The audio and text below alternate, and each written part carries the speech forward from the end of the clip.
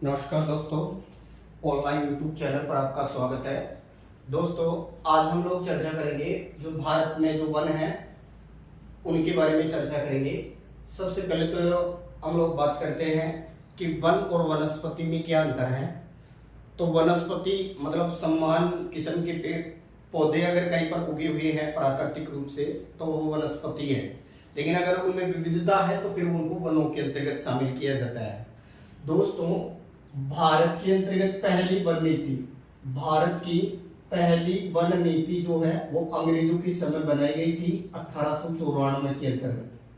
भारत की पहली वन नीति कब घोषित हुई या कब बनाई गई तो याद रखिएगा, अंग्रेजों के समय 1894 में। लेकिन आजादी के बाद पहली वन नीति की अगर हम लोग बात करें तो ये जारी हुई 1952 में। आजादी के बाद पहली वन नीति कब जारी हुई? 1952 में। फिर इसको संशोधित किया गया 1988 में। और ये जो वन नीति है वो ये कहती है कि किसी भी भूभाग के 33% हिस्से पर वन होने चाहिए। अगर हम लोग इस हिसाब से देखें तो हमारे भारत में वन प्रतिशत बहुत ही कम है, और राजस्थान का तो और भी बुरा हाल है, क्योंकि अगर हम लोग बात करें होनी चाहिए 33% पर। और जो हाल ही में जो 13 जनवरी 2022 को जो 17वीं वन रिपोर्ट जारी हुई है, वो 17वीं वन रिपोर्ट बताती है कि भारत के लगभग 24.62% भूभाग ही ये कहें कि वन आच्छादित है या इस पर वन पाए जाते हैं, जो कि इस प्रतिशत से कम है। दोस्तों, इसमें वृक्षावरण और वनावरण दोनों को शामिल किया जाता है, जो कि हम अगले टॉपिक में जो 17वीं वन रिपोर्ट पढ़ेंगे उसके अंतर्गत ये आंकड़े हम लोग चर्चा करेंगे। अब हम सिर्फ वनों के प्रकार से संबंधित बातें पढ़ेंगे।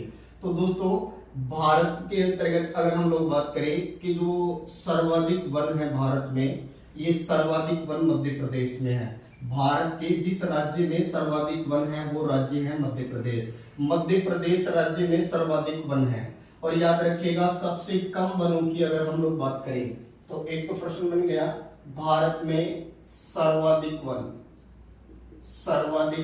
वन। तो भारत में सर्वाधिक वन अगर हम लोग बात करें तो कहाँ है? मध्य प्रदेश में है।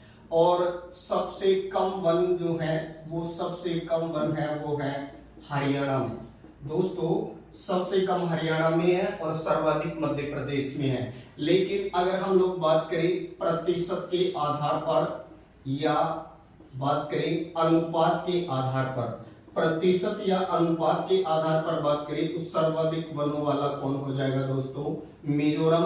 और सबसे कम वाला कौन आ जाएगा? हरियाणा। याद रखिए, मिजोरम के लगभग 85% हिस्से पर 1% है। हरियाणा ये लगभग 3% के आसपास ही रखता है। तो प्रतिशत के आधार पर सर्वाधिक वन मिजोरम में है, सबसे कम कहाँ है? तो हरियाणा में है। और बात करें वैसे सर्वाधिक वनों वाला राज्य कौन है? तो मध्य प्रदेश है। सबसे कम वनों वाला हरियाणा है। हरियाणा के बाद पंजाब है, पंजाब के बाद गोवा है, गोवा के बाद हमारा राजस्थान है। जबकि सर्वाधिक में सबसे पहले मध्य प्रदेश की बात करें, मध्य प्रदेश के बाद में आता है आपका ये कहें कि अरुणाचल प्रदेश का सेकंड स्थान है, और अरुणाचल के बाद में तीसरे स्थान पर आता है आपका छत्तीसगढ़।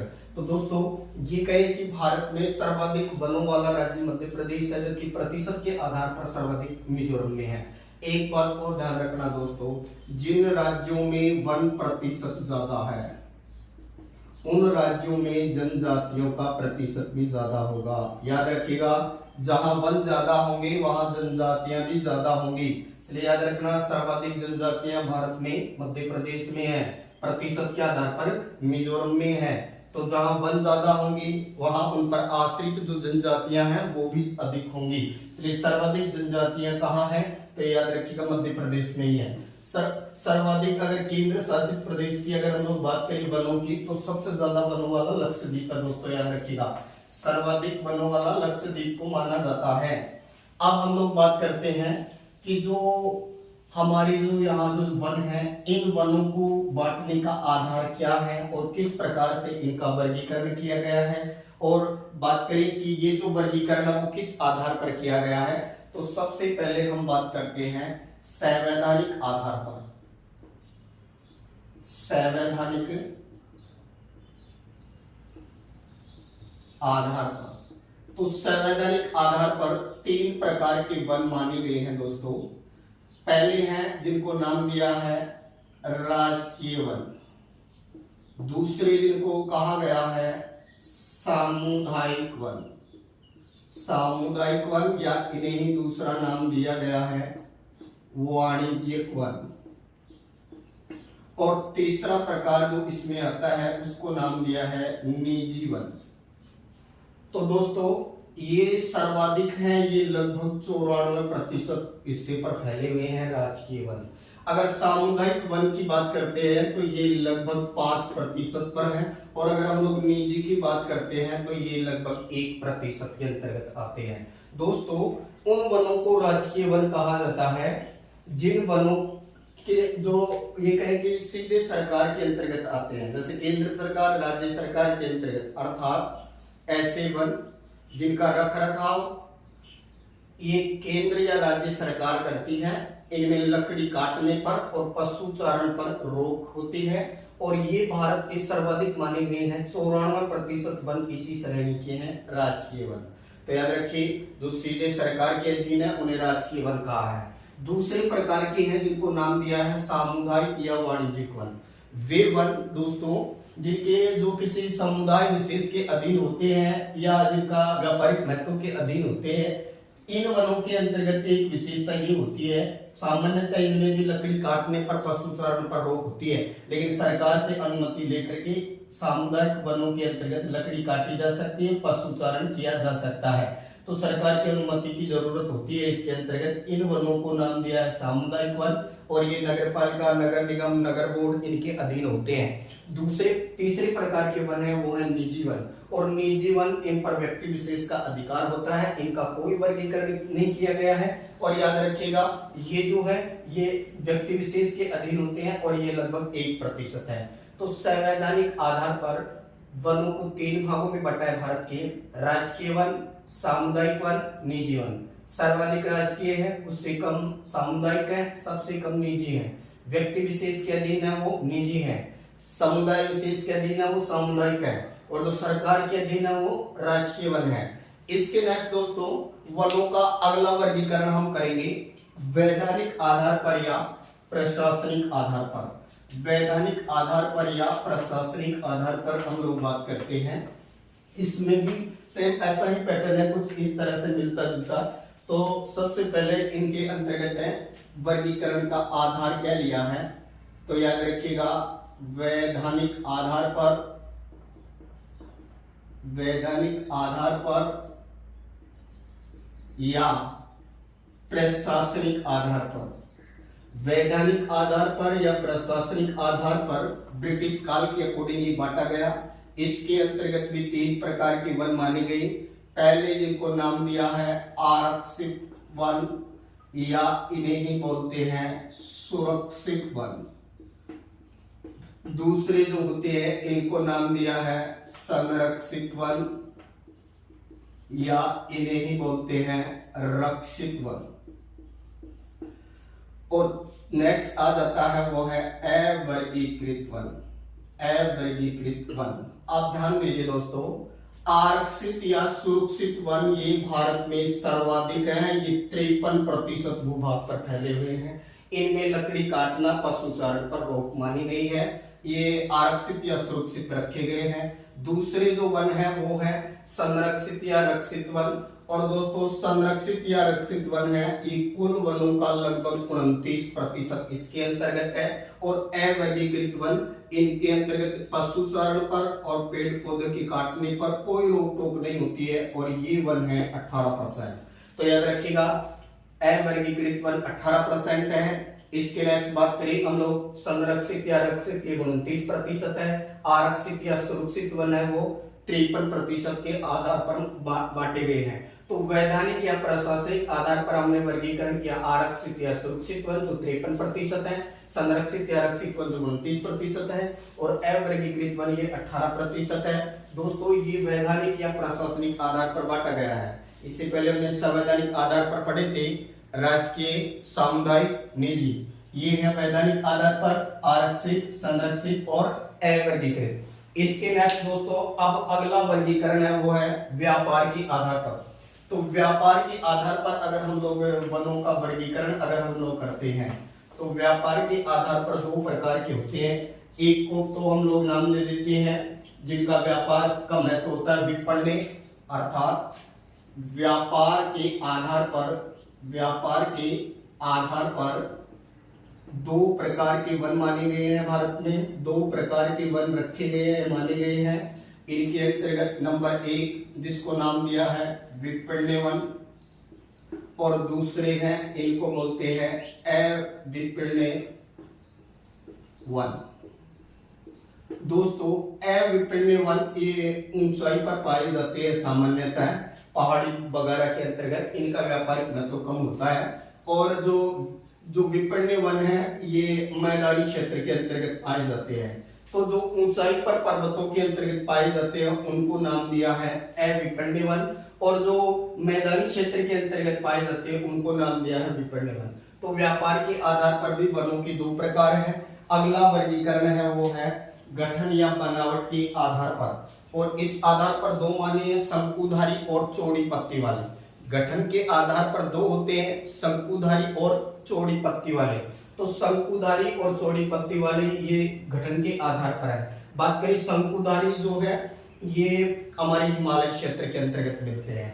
इसके नेक्स्ट वर्गीकरण है अब एक वर्गीकरण किया गया है कि जो तापमान है उस तापमान को आधार मान करके और चैंपियन नामक जो विद्वान है इस चैंपियन नामक विद्वान के द्वारा वनों का वर्गीकरण किया गया और इसके वर्गीकरण के अंतर्गत है हम लोग बात करते हैं। पहले है जिनको नाम दिया है सदाबहार वन, दूसरे इसमें प्रकार आएंगे जिनको नाम देंगे हम लोग पर्णपाती। पर्णपाती का ही दूसरा नाम है मानसूनी और मानसूनी का ही एक और नाम है पतझड़ वन। इनका व्यापारिक महत्व ज्यादा होता है इसलिए इन्हें इमारती लकड़ी के वन भी बोलते हैं।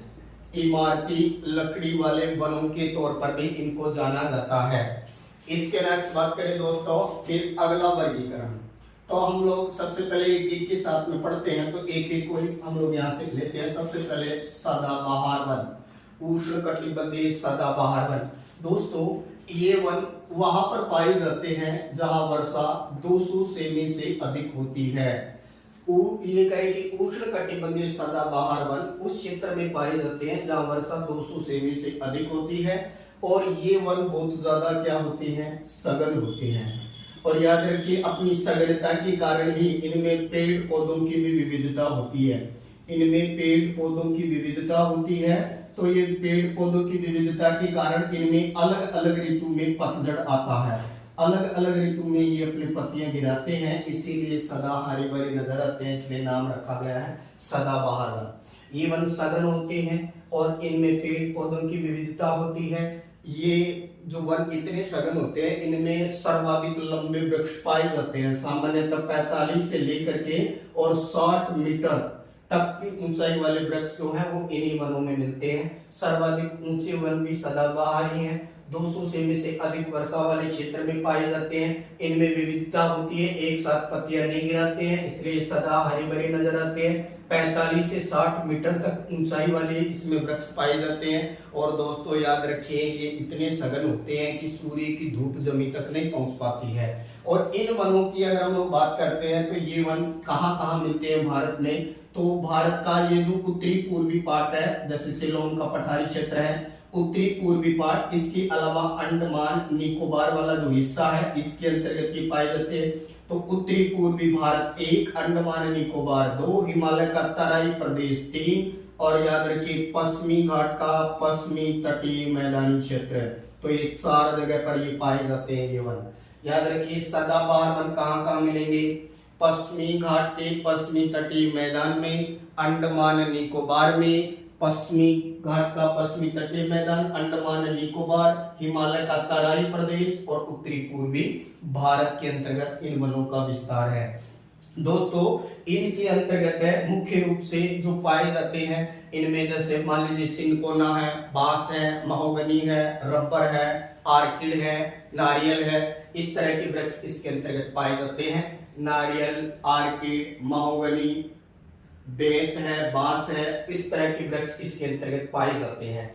दूसरे प्रकार के जो वन है दोस्तों, इनको नाम दिया है उष्णकटिबंधीय पतझड़ वन। और याद रखिएगा, उष्णकटिबंधीय पतझड़ वनों का सर्वाधिक व्यापारिक महत्व होता है। याद रखिएगा, जो आपके सदाबहार वन है इनका व्यापारिक महत्व नहीं है, इनका कौन सा महत्व है, पर्यावरणीय महत्व माना गया है। तो ये पर्यावरणीय महत्व के लिए महत्वपूर्ण है। और याद रखिए, दुनिया के अंतर्गत सर्वाधिक वनों वाला महाद्वीप जो है वो है आपका दक्षिणी अमेरिका, जिसे वनों का महाद्वीप बोलते हैं, जबकि कांगो को वनों का देश कहा जाता है। कांगो को वनों का देश कहा जाता है। पृथ्वी के फेफड़े बोलते हैं। अमेजन नदी के जो वन है, जो ब्राजील वाले पार्ट के अंतर्गत है, उनका सर्वाधिक पर्यावरणीय महत्व है। तो याद रखिए, सदाबहार वनों का केवल पर्यावरणीय महत्व होता है क्योंकि इनकी लकड़ी कठोर होती है, और कठोर होने के कारण इनका फर्नीचर वगैरह में भी उपयोग नहीं होता है। पतझड़, वैसे रेल के स्लीपर वगैरह बनाने में इनका काम होता है। पतझड़ वन व्यापारिक महत्व के होते हैं, इसलिए इनको व्यापारिक वन भी बोलते हैं। एक साथ अपनी पत्तियां गिरा देते हैं, इसीलिए इनको बोलते हैं पतझड़ वन। याद रखिए, इनके अंतर्गत जो वृक्ष है वो 30 मीटर से लेकर के और 45 मीटर तक ऊंचाई वाले होते हैं।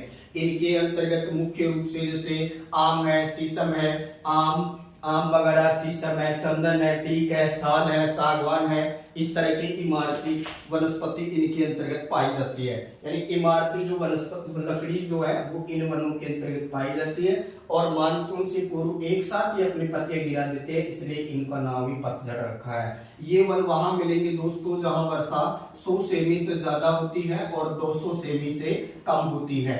ये वन भारत में सर्वाधिक पाए जाते हैं। तो भारत के सर्वाधिक भूभाग पर कौन से वनों का विस्तार है, तो याद रखिएगा पतझड़, पर्णपाती, या इन्हें ही बोलते हैं व्यापारिक महत्व के वन, या इमारती लकड़ी वाले वन। इनके अंतर्गत साल, सागवान, शीशम, आम, महुआ यानी चंदन, यानी ये कहे कि इमारती लकड़ियों की इनके अंतर्गत प्रधानता होती है।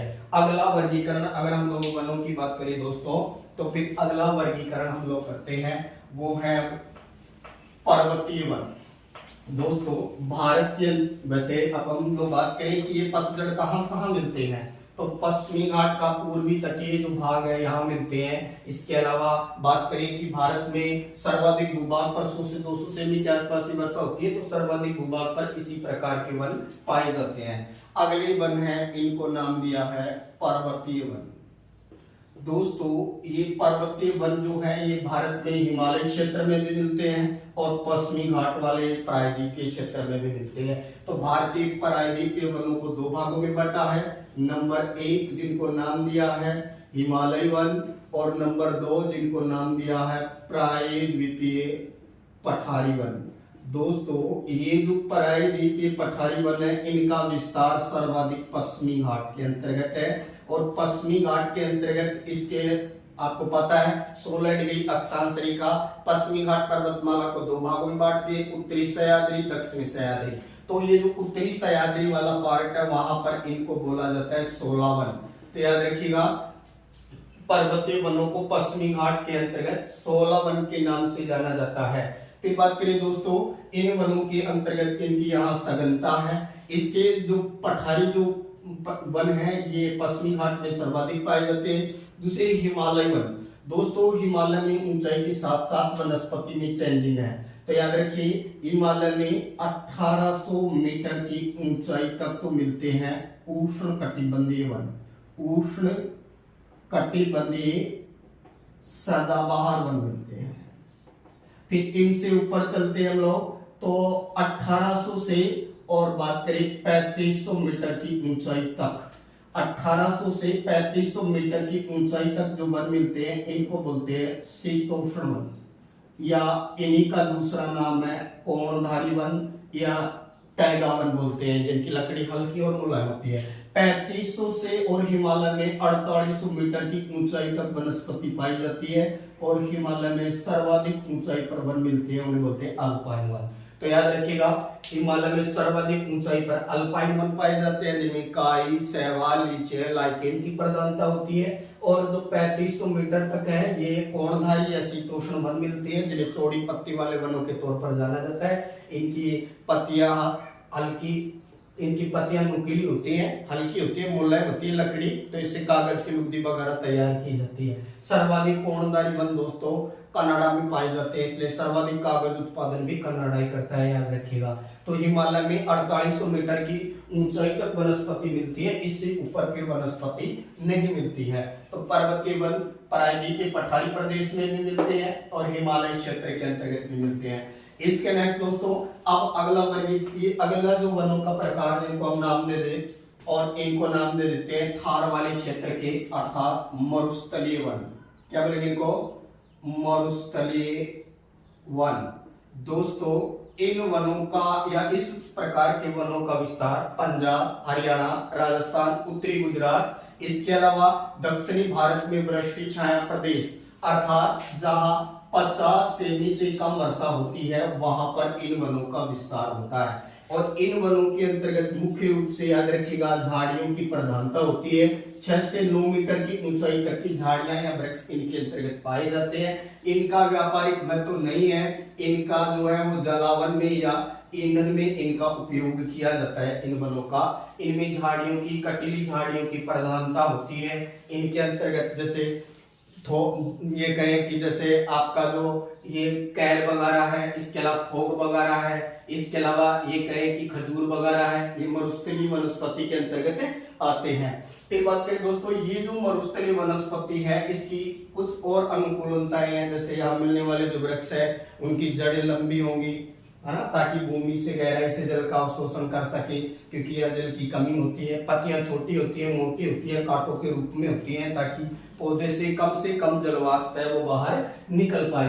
तो ये वन जो है मरुस्थलीय वन ये सर्वाधिक अरावली के पश्चिम साइड में पाए जाते हैं। इसके अलावा दक्षिणी भारत में बात करें तो ये वृष्टि छाया प्रदेश वाला हिस्सा है। दोस्तों मरुस्थल में उगने वाली वनस्पति को मरुद्भिद कहा जाता है।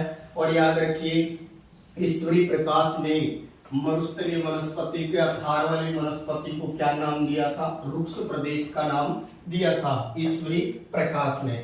नेक्स्ट दोस्तों अब अगला वर्गीकरण जो वनों का बनता है इसी के अंतर्गत वो मिलते हैं जिनको हम लोग नाम देते हैं तटीय वन। तटीय वन या इन्हें ही कहा गया है अनूप वन, इन्हें ही बोलते हैं डेल्टाई वन, इन्हें ही नाम दिया जाता है ज्वारीय वन, इन्हें ही कहा जाता है कच्छ वन, और याद रखिए इन्हें ही और बोल सकते हैं दलदली वन। तो दोस्तों ये जो तटीय वन है इन्हीं का एक और नाम मिलता है मैंग्रोव वन। तो ये जो मैंग्रोव वन है ये विश्व के 3% मैंग्रोव वन भारत में ही है। याद रखिए सर्वाधिक मैंग्रोव वन पश्चिम बंगाल में, इसके बाद में गुजरात में है। वर्तमान 17वीं वन रिपोर्ट के अनुसार मैंग्रोव वनों में 17 किलोमीटर की वृद्धि हुई है। पहले से यानी 2019 से 2021 के बीच मैंग्रोव वनस्पति में कितना किलोमीटर की वृद्धि हुई? तो याद रखिएगा ये 17 किलोमीटर की। और सर्वाधिक वृद्धि करने वाला आंध्र प्रदेश, ओडिशा और कर्नाटक को माना जाता है। दोस्तों मैंग्रोव वनस्पति उस क्षेत्र में मिलती है जहां नदियों का ताजा जल और समुद्र का खारा जल आपस में मिलता है। यानी ये कहे कि जैसे गोदावरी है, कृष्णा है, कावेरी है, गंगा, यमुना, ब्रह्मपुत्र का मैदानी क्षेत्र है, यानी सुंदरवन का डेल्टाई क्षेत्र है। तो इसके अंतर्गत जो है ये बोल सकते हैं नदी घाटियों के डेल्टाई प्रदेश में और समुद्री तटीय क्षेत्र में ये वनस्पति मिलती है। इस वनस्पति के अंतर्गत पेड़ों के अंतर्गत या वृक्षों के अंतर्गत कुछ जड़ें लगातार के ऊपर होती हैं। और याद रखिएगा दोस्तों इन वनों में ये विशेषता पाई जाती है कि इन वनों की लकड़ी जो है वो पानी में सड़ती नहीं है, ये बड़ी विशेषता है इसकी। तो ये हमने सबसे पहले सदाबहार, फिर पर्णपाती पढ़े, फिर इसके बाद में हमने मरुस्थलीय वन पढ़े, फिर हमने पर्वतीय वन पढ़े, फिर हमने तटीय वन पढ़े, और तटीय कोई अनूप वन के तौर पर भी जाना जाता है। मरुस्थलीय वन भी हमने पढ़ लिए हैं। तो दोस्तों इससे आगे जो है वो हम लोग चर्चा करेंगे भारत की 17वीं वन रिपोर्ट की, और 17वीं वन रिपोर्ट को पढ़ेंगे नेक्स्ट क्लास में। चैनल को लाइक करें, सब्सक्राइब करें। Thank you.